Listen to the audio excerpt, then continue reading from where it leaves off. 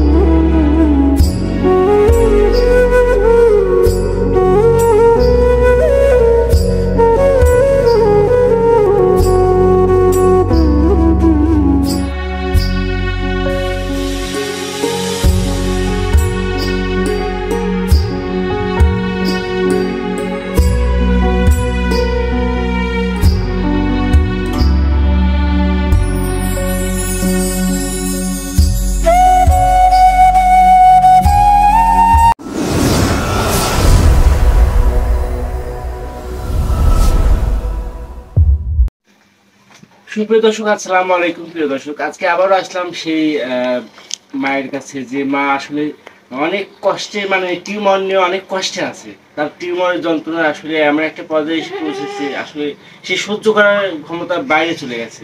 তো যাই হোক, এখন মানে আপনি বললেন কালকে রাত্রে নাকি প্রচন্ড ব্যথা হয়েছে, মানে থাকতে পারে নাই।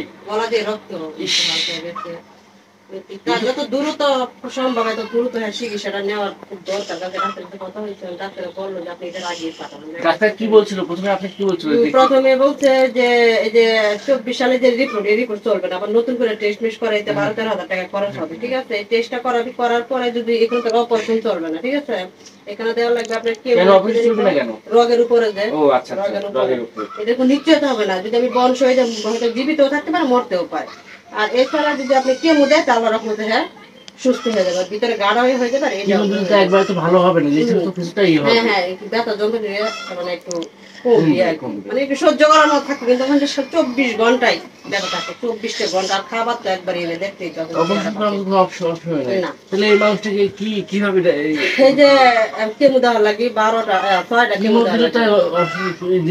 একবার ভালো হবে না, না আস্তে আস্তে করা লাগবে। তাহলে এইটা তারপর ওরা বলতেছে যে আসুক, আসার ওনারা তেমন সরাসরি ভাবে দেখেনি, ভিডিওর মধ্যে দেখানো হয়েছে, বুঝছেন, সরাসরি দেখেন যে আসুক, আমরা একটু দেখি, তারপর দেখা যাক কি করা যায়। এখন আপনি কোথায় নিয়ে যেতে? ঢাকা মহাখালীতে নিয়ে যাবো, মহাখালী ক্যান্সার হাসপাতালে।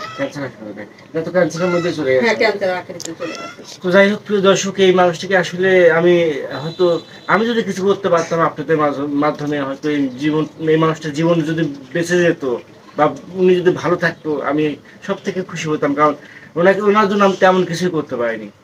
আসলে আমার ঢাকা 10,000 দিচ্ছিল, আজকে আমেরিকান পারভিন আন্টি কিন্তু 5,000 টাকা দিয়েছে। বেশ কয়েকদিন আগে পাঠিয়েছিল টাকাটা, ব্যাংক থেকে তুলতে লেট হয়েছে আমারও। তো যাই হোক, আজকে আমি টাকাটা দিয়ে দিচ্ছি, 5,000 টাকা। আপনার টাকাটা আমি জানি এই টাকায় কিছু হবে না, তারপরে এখন আপাতত মানে কোন রকমের চালানো 3, 4, 5, 6, 7, 8, 9, 10, 5,000 টাকা আপনি বুঝলেন না। একটু ক্যামেরার মধ্যে আপনার না দেখলে সমস্যা নেই, ঠিক আছে। তো যাই হোক, আপনি আমেরিকান আন্টিকে দোয়া করবেন, ঠিক আছে? ওই আন্টির সঙ্গে আমি কথা বলছি, ওই আন্টি আসলে খুব ভালো মানুষ। আল্লাহ দেখুন, আল্লাহ সুস্থ করুন। উনি অসুস্থ হয়ে উনি আমার মার পাশে দাঁড়াইছে। আমরা দোয়া করি যেন সবসময় ভালো থাকে, উনি ফ্যামিলি যেন ভালো থাকে, তিনি যেন সুস্থ থাকে, এইভাবে যেন মানুষের পাশে দাঁড়াইতে পারে। আমাদের দোয়া, আল্লাহর কাছে দোয়া করি। যেহেতু প্রবাসে থাকে, সব চাইলে থাকে, কি আর বলবো, বলার কিছু নাই। তো প্রিয় দর্শক, আপনারা কিন্তু অনেকের পাশে দাঁড়ান, কিন্তু আজকে এই মানুষটার মুখের দিকে দেখেন, তাকাই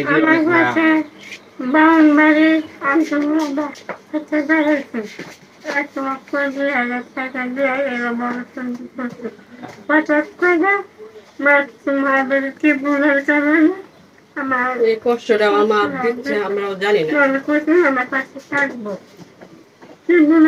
সেটা বলছিল বাবুল মারিয়া আব্দুল্লাহ। ওনার নাম্বার নাই? আমার নাম্বার দেয় নাই আমাদের কাছে, নাম্বার দেয় নাই। উনি বলছিল যে আমার মা যত চিকিৎসা যেখানে খরচ হয় সেটা হ্যাঁ দিবি। কথা বলছিলেন কিভাবে? হ্যাঁ ওই ইয়াই বলছিল আমাদেরকে, মাসুম ফার্মেসি বলছিল যে উনি থাকবে, কিন্তু তো তার আসলে মাধ্যমে ব্রাহ্মণবাড়িয়ার আব্দুল্লাহ আব্দুল্লাহ ভাই, আব্দুল্লাহ ভাই আসলে জানি না, এক একটা চ্যানেলের মাধ্যমে এক একটা জায়গায় হয়। আজকে মাসুম ভাই হয়তো পাশে দাঁড়াইছিল ওনার মাধ্যমে।